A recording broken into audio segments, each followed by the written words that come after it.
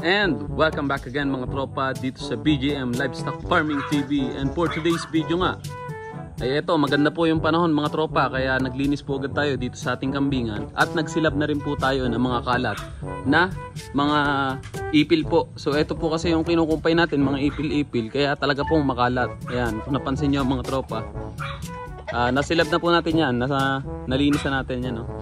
So kailangan kasi pagka yung ang kumpay natin na yun ganyang ipil-ipil, kinakailangan mga tropa, lagi po nating nalilinis or lagi po nating nasisilab, kasi nga pag hindi natin nilinis is talagang kakalat po.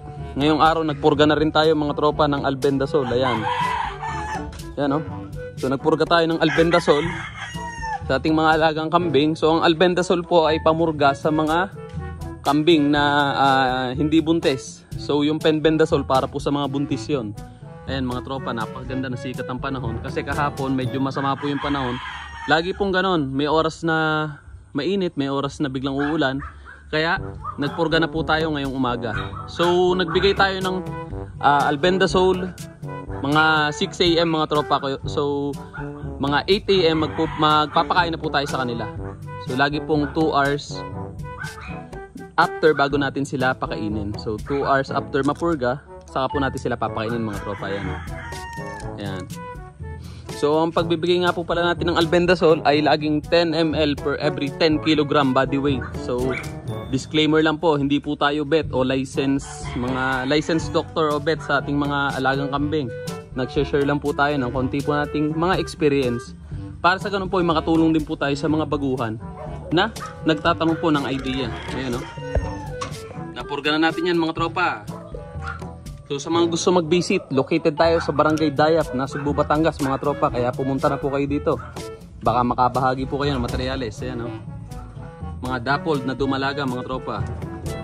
Yan. Gaganda yan. So napurga na natin sila. Ang maganda kasi niyan, pagkapurga mapaliguan din natin. Tapos sa ating mapaliguan, kinabukasan pwede tayo magturok ng vitamins, D-complex, ADE, iron. Pwede yan mga tropa. Ayan, no? Yan sila, relax na. Naglilisa rin tayo ng flooring ng ating kulungan ng kambing. Ayan, no? Kung napansin nyo, malinis na po yan. Para iwas po sa sakit. Yan, yung mga barako natin. Relax mga tropa. Yun, no? Yan, yung mga kambing. So yan, after nga natin mapurga, bilang tayo ng 2 hours, saka natin sila papakainin. Ganyan nga po yung ating practice na ginagawa.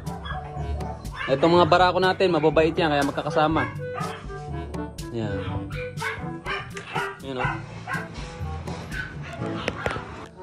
So yan mga tropa, time check around 9:30 AM na nga po ng umaga. At ito, nagpapakain na po tayo ng feeds sa ating mga alagang kambing. So plano ko nga dapat bukas na tayo mag-feeds, kaya lang natimpla ko na yan kanina. Kaya nang hinayang akong hindi ibigay kasi nga baka mapanis pa. Ayan, so kumakain na po sila ng feeds. So wet feeding pa rin tayo mga tropa. Ayan, o. Yun, o. Ginagawa nga natin mga tropa ay medyo masabaw para sa ganun po ay mas makatipid po tayo. At the same time, mas mabilis po silang tumaba. Ayan, sa mga newbie dyan na nagtatanong kung paano tayo magpakain ng feeds, isang beses lang po sa isang araw para hindi po tayo malugi. At ang pagpapakain natin ng feeds mga tropa ay may sabaw. Ayan. So minsan may pagkakataon na ayaw nilang kainin agad. Pagka kasi yung feeds niya na umiilalim yan, yung tubig, siya yung umiibabaw. Ang gawin nyo lang mga tropa, halu-haluin nyo lang ng tabo at kakainin na po nila yan. Yan, no? Yan, sarap na sarap sila mga tropa sa kanilang umagahan. Napurga na natin sila kanina, napakain na natin ngayon ng feeds. Bukas ng umaga mga tropa, magtuturok naman tayo ng vitamins mga tropa. Yan. So yan lang po yung mga basic maintenance na routine sa ating mga alagang kambing. So kung masipag kayo, pwede nyo naman turukan yung mga alaga nyo every 2 weeks o every 15 days. Minsan yung iba, every week pa nga nagtuturok pag kinakailangan mga tropa. Pero tayo ay, pag healthy naman sila, every 2 times a month, mas maganda mga tropa. Yan, no? Yan. Kumakain na sila. Pero mamaya mga tropa, konti lang ipapakain natin sa kanila kasi nga, para mas lumabas po yung mga bulate. Yan. So yung mga bibisita nga pala dito, mag-chat muna kayo sa akin o kaya tawag muna kayo sa number ko para sa ganon, bago kayo pumunta ay siguradong nandito ako mga tropa. Ayan. So pwede kayong mamili ng materyales na full blood bower. So sa mga nakakaunawa lang, yung mga nakakaalam ng lakaran ng full blood o presyo ng full blood, alam nyo na mga tropa na talagang ang mga kambing ko ditong i-out ay mga may kalidad. At yung presyo ko naman mga tropa ay pwede namang pag-usapan dahil hindi naman ako ganun kataas magpresyo. So sa mga gustong bumili ng mga full blood, punta lang po kayo dito sa akin mga tropa. Napakarami rin available sa mga kaibigan natin sa iba't ibang farm na talaga nang pong magaganda po yung mga alaga nila. So kung gusto nyo lang sumubok na bumili dito sa akin, pwede po kayong bumisita. Ayan. Ayan o. Ayan sila. Ayan. So yung mga kambing na to is talagang magkakasundo sila, mga sanay sila na magkakasama, kaya yun yung advantage. Ang disadvantage naman pag medyo matatanda na yung kambing tapos hindi magkakakilala, pag pinagsama-sama mo sila nag-aaway-aaway sila, kaya kinakailangan meron silang division o room by room. Etong mga kambing naman na to, once na buntis na, pwede na natin silang i-isolate o ibukod ng kulungan. So pag buntis na, pwede nang ibukod ng kulungan. Yung halimbawa, mga sure na buntis o may sampa na, para sa ganun iwas stress. Pero pag hindi naman buntis, okay lang yan, magkakasama po sila mga tropa. Ayan. Ayan o. Yan, yung mga barako natin mga tropa. Andyan, available pa dyan. Itong red dappled na to. Yan. Yung red dappled na yan, available pa yan mga tropa. Pero yung traditional, reserve na po yun. Di-deliver na po yun sa mga susunod na linggo.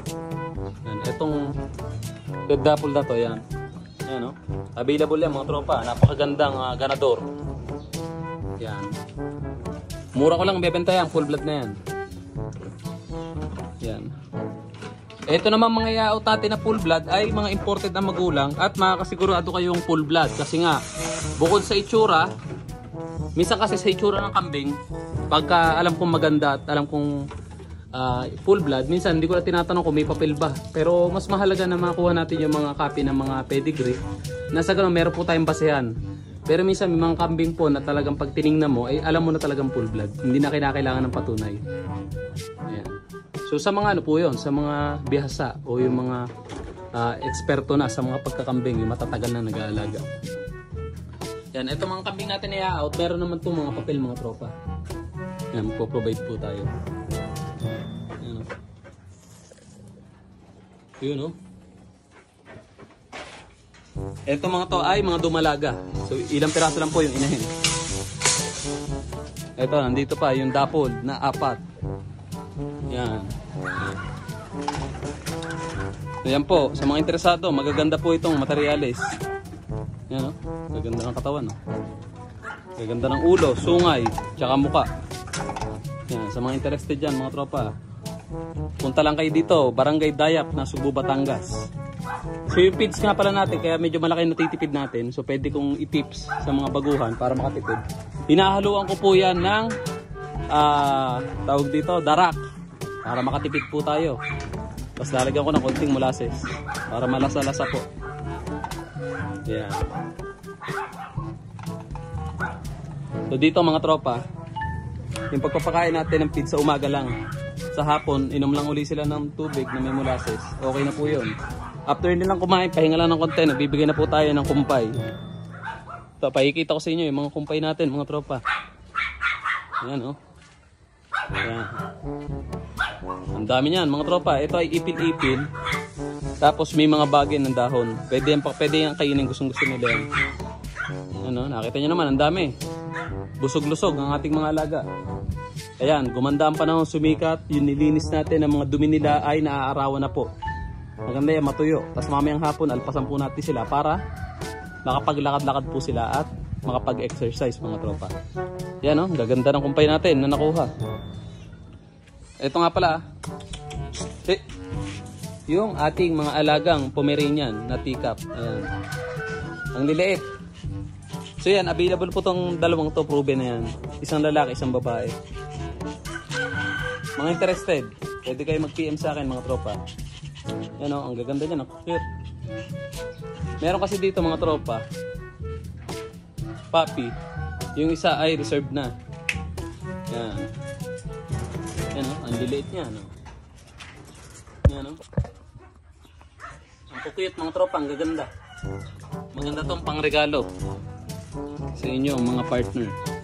Yan o, mga anak. Ang liliit po niyan, ang Pomeranian na yan. Pick-up size. Dito na mga tropa. Pakita ko sa inyo ilan po nating mga alagang manok. Yan. Itong mga babies, mga stag. Bata pa yan. Ito, henny na bulik, pumpkin. Ito, SBR to mga tropa. Yan. SBR. Pogi. Ito naman, pumpkin hatch. Anak po ito nung ating original na materials. Yung mailap lang. Ano? Ganda na mukha niya. Ito naman ay Henny Blues. Ganda. Kakaiba ang kulay mga tropa. Ito, napakaganda ng size. Golden Boy sweater. Yan, gray. Siyempre Gilmore. Yan o. Yan mga tropa, hindi pa nga natin naayos at nalilinis sa itong iba. Pero lalagyan natin yan ng mga tipe mga tropa. Yan. Meron pa tayo ditong ilan. Yan, mga baby stag. Mga ano na pala to? Nasa 4 to 5 months old na po. Yan o. So yun mga tropa, hanggang dito na lang muna. Maraming salamat sa inyong lubos sa panonood. Sa mga interested na bumili ng mga kambing na full blood, mga manok, aso, pwede kayong pumunta dito sa aming lugar para mabisita nyo po ng personal. Maraming salamat and God bless.